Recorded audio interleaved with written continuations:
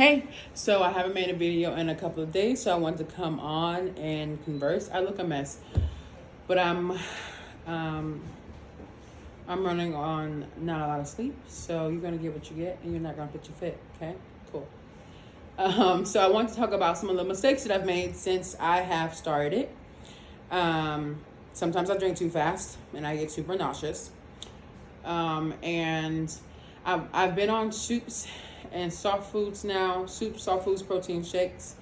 And sometimes I eat that too fast and I get super duper nauseous or I'll throw up. So a little bit about me is that I am a personal chef. I'm a nanny and I cook also for a family. And I also am working on my own like little restaurant thing going on that DoorDash allows you to do. So the amount of cooking that I've been doing in the last couple of weeks that I've been home for my surgery has been an amazing amount. And when I say that, I mean, like I literally cooked 4 dishes the other night just to take pictures of them for the menu. And then that's not including the meal that I cooked for a family of 7 at work. So with that being said, I haven't really gotten down, not tasting everything when I cook and not putting everything in my mouth when I'm cooking. And so I've made myself sick a couple of times off of that. Sometimes it's literally not on purpose. Like I literally am just cooking, spoon mouth, and then I'll spit it out, or I'll just swallow it and, try to chew it down real good and swallow it. It's not always on purpose, but a lot of times it is. And then I'll end up getting sick. So that's hard. I also think that the difference between this surgery and the sleeve is that I remember on the sleeve, when I was hungry, it would hurt. Like I'm hungry. I would just like my body would just do weird things. And you monkey. And with this surgery, I'm not very hungry. In reality, but in my mind, I realize it's been hours since I've eaten. And so then I'll eat something, or I just find myself eating out of my mind or because of my mind and not because of my stomach, which I mean, it's still okay because I do need to eat, but it's crazy how better I thought I was with food than I was when I had my surgery the first time. And I am a lot better, but I still have a lot of growing to do, a lot of self-control and self-restraint. And I'm really realizing that I don't have that. A lot of times people say don't have the surgery until you're ready. But quite frankly, you just don't know what you're going to need to get ready for until you're in it. Now, of course, like if you know that, you can't even get your pre-op diet done, then you're not ready, right? But there's still points and things that people will tell you, like, wait until you're ready, that you won't even know that you need to be ready for. So it's all about taking accountability for the actions that you're doing when you do them, being honest with yourself and trying to come up with better plans. Today, I had a plan to have some soup before I cooked dinner for the family to help me not want to eat while I was cooking. But I left my soup in the car and my partner took my car. My friend took my car and I overall just screwed myself. And I ended up eating some hamburger meat and I made some sliders and I was tasting the hamburger meat. It was the first spoon was a total taste. It was like this much. And then after that, I had put a little bit of cheese on the spoon and then, I was like, well, I just want to make sure the cheese meat ratio tastes right. Like whatever you tell yourself to make you feel less bad. Anyways, 10 minutes later, I was in the bathroom throwing up. And I felt it hurts to throw up, but it's disappointing to do that to yourself, especially when you spend $6,000 and you want to see change in your life and you want to see these different things. So like I said, I'm growing and I'm learning and I'm trying to do better than I did the day before. But there's just some things that I personally believe that you don't really know what to prepare for until you need to prepare for it. And I know you're thinking but you had the surgery already. But this surgery is actually very different. I find myself in pain a lot. I've been having a lot of back pain. Ow. I've been having a lot of back pain, actually. I have to take some amphetamine. That's the only thing I can take. Can't take ibuprofen or anything. It creates ulcers. excuse me, I'm sorry, it creates ulcers. And so when you have the surgery, so you can only have acetaminophen. And so I have to take that before I go to bed, and like for my day of work, or my back is just like in an extreme amount of pain. But it's like from my stomach all the way to my back. So is it my back is what hurts the most, right? But I know for a fact that my stomach in that same exact area is hurting on the other end. So I'm like, is it really my stomach that, and my back just is the one that it feels like that's where it's at, or what? I don't know. I know you're thinking like, go ask your doctor. I live in America, so I can't afford insurance. So that's that. So I had, on New Year's, I did not drink. I didn't try to drink. I didn't think about drinking. I had a little get together, a shindig, a party, if you will. But, and I had bought wine and stuff. I have wine here. I have some pre-made margaritas. Caymans, they jump if you haven't had them. This is not sponsored. I have some Caymans, some vodka, some tequila. Didn't take any of it. I thought that not drinking was going to be a lot harder than it is, but strangely enough, the hardest thing of not drinking for me right now is coffee. Holy fuck, I miss coffee so extremely much. So that's that. And when it comes to personal life, I put in my 2 weeks notice on Monday. I'm a nanny. And I'm so accustomed to a certain kind of family that this new family that I'm working for, they just seem like assholes to me. When I talk about it to other people, they don't like, can't really tell. But like when you're a nanny, you know that there's like certain perks that you get. Like the holidays, you get a lot of time off paid, because you're normally spending all your time with their family. So they give you this time off to spend time with yours. This family didn't do that. You normally get a bomb ass Christmas gift as a nanny. Didn't even get a gift. Literally, I texted them Merry Christmas and barely got one of those back. It was like damn near the next day before they said Merry Christmas or whatever. So, and I know that may seem like small, but if you know what it's like before, like for example, my family last year gave me $1,000 in a week off, which I was making $1,000 a week. So that was $2,000 because the week was paid. That was $2,000 for Christmas. My family before that, I had another family that gave me $5,000 for Christmas. I had another family that pretty much gave me like a whole kitchen setup because I was starting culinary school. And I told them about it one time, and they got me like chef knife, KitchenAid, like all the things, right? And I've never had a family that I've worked for that's not giving me anything, and to like not even like to barely say Merry Christmas. Like that's different. It's just, it feels disrespectful because it's like, damn, I'm in your house every day. So I really was like, I don't want to be unhappy. Like I don't want to be unhappy. And as someone that was born in a survival mentality, that's all we had to do as a kid was survive. Quitting a job and not having another job in line is terrifying.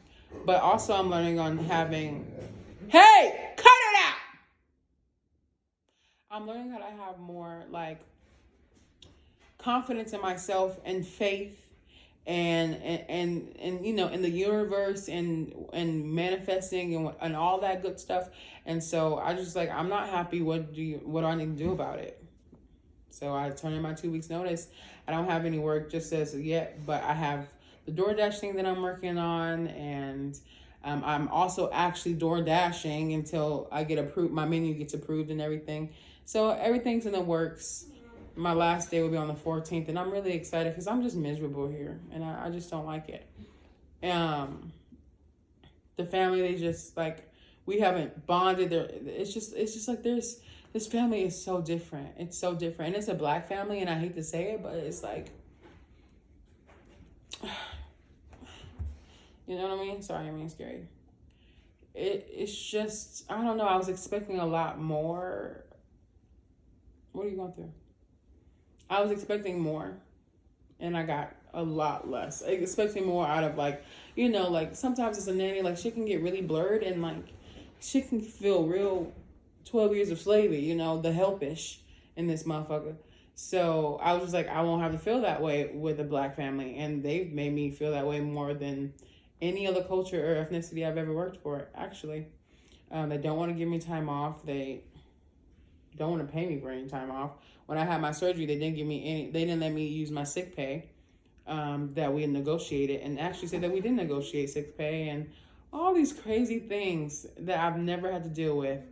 And I don't know, maybe I shouldn't have expected it just because we were the same ethnicity that my brother type energy. You know what I mean? When you get pulled over by a cop and you're like, come on, sister. You seen that shit on TV? Sister. And they're like, I'm not your sister.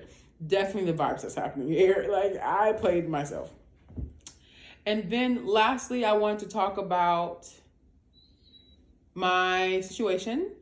I met a guy and he's super, super great. But we are just in this space where there's no titles and there's no understanding, and he doesn't know what he wants right now. And a lot of times I feel like you do know what you want, it's just not me. But he's like so great to me. He's so encouraging. So, sorry, my dogs are bothering me. So encouraging. He's like, Stop! Stop! He has my back. He's had my back this whole way. Like when I told him to have my surgery, he came over and he's been taking care of me. He's been helping me with the animals, and I have a lot of them. I have 3 dogs and 2 cats, as you can hear. Maybe you can hear it, or maybe you just hear me yelling. But I've never felt like someone that's like my friend and I'm attracted to them and they also do as much as me, and it's everything's so equal. But then it's like I just got out of a relationship where no titles and no commitments, and I told myself that I was going to go celibate. I was going to hold these people to certain standards, and I have been doing such a great job at that. Then I meet this loophole where we have all these great things, but not that commitment. That really bothers me at the end of the day. When I bring it up to him, he really gives me the space to talk about it. It just doesn't change anything. One second, I'm addicted to nicotine. It's so bad.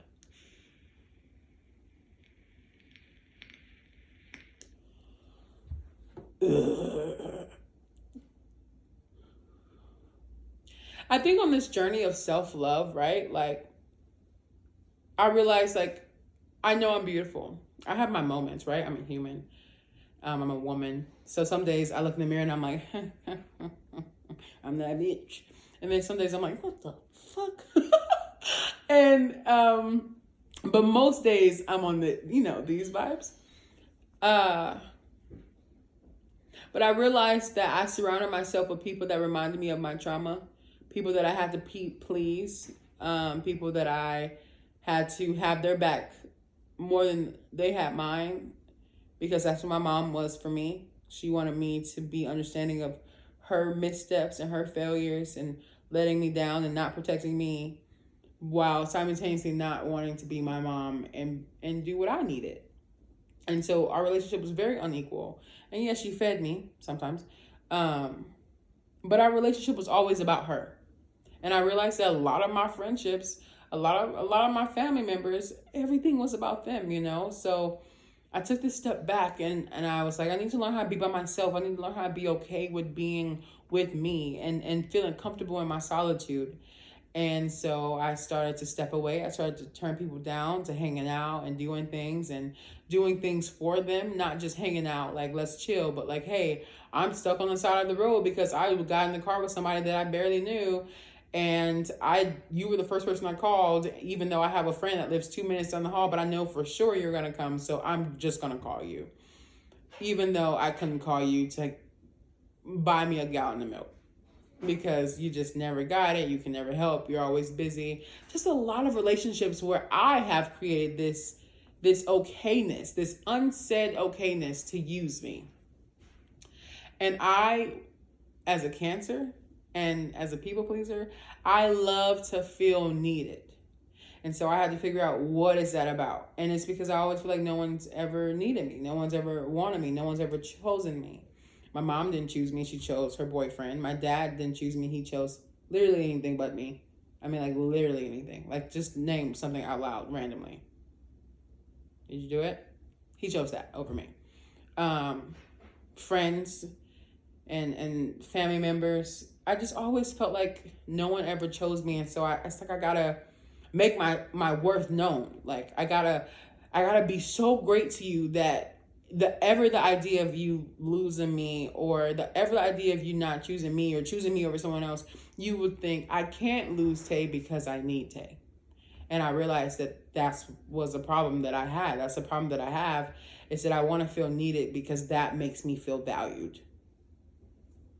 Because that's literally what I grew up understanding.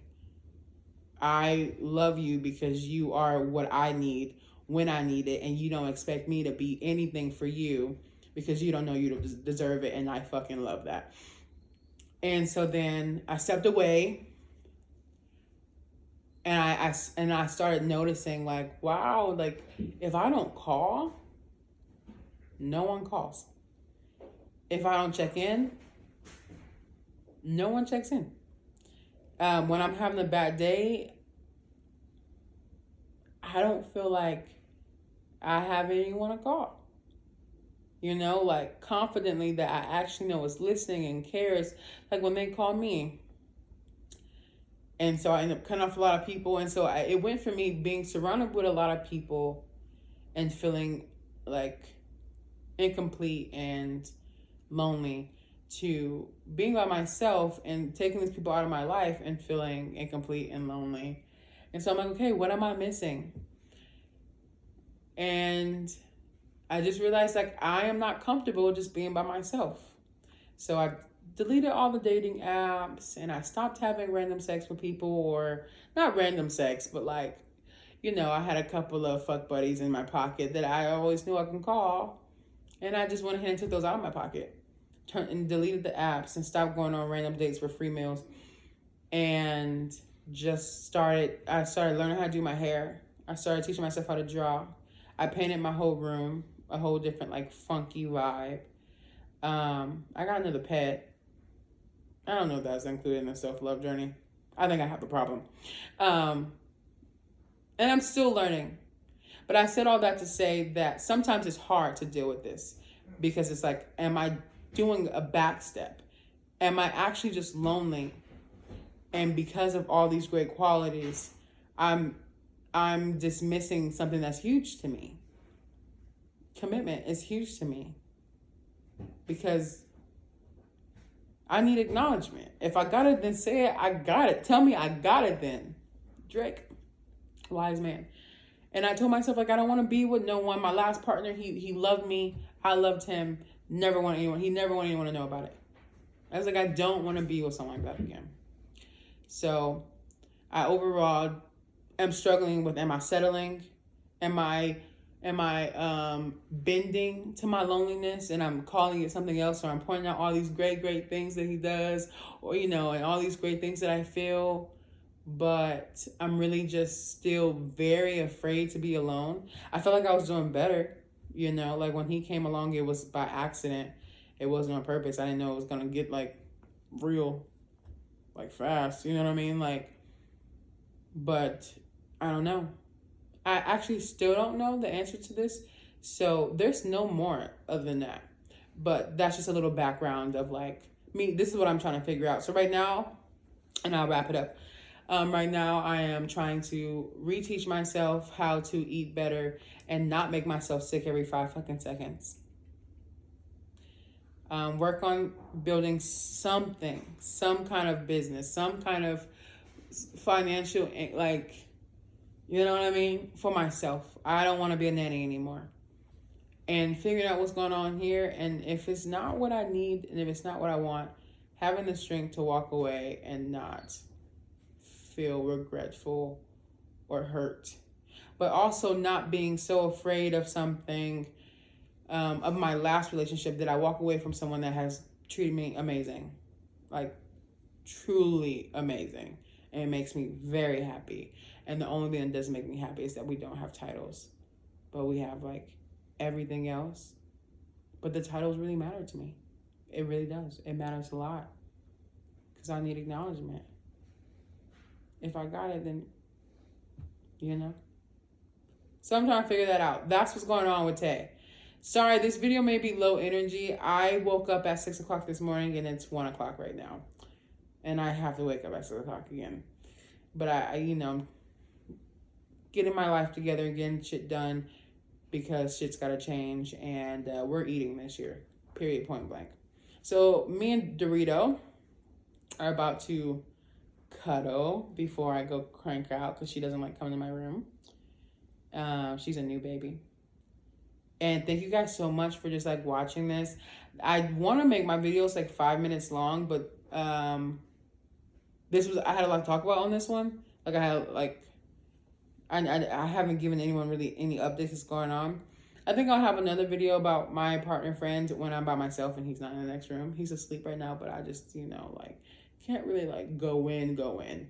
So when I have some time by myself, I do want to do another update on that to give you guys some more tea on that. And then I've lost 25 pounds still. I don't think I've lost too much more. And yeah, I think that's it. So thank you so much for tuning in to this page. Is it bad that I don't think I know what the name of this page is? And I'll be back. When, I don't know. I'm not committing to anything. But soon. Hopefully. Peace. Ugh.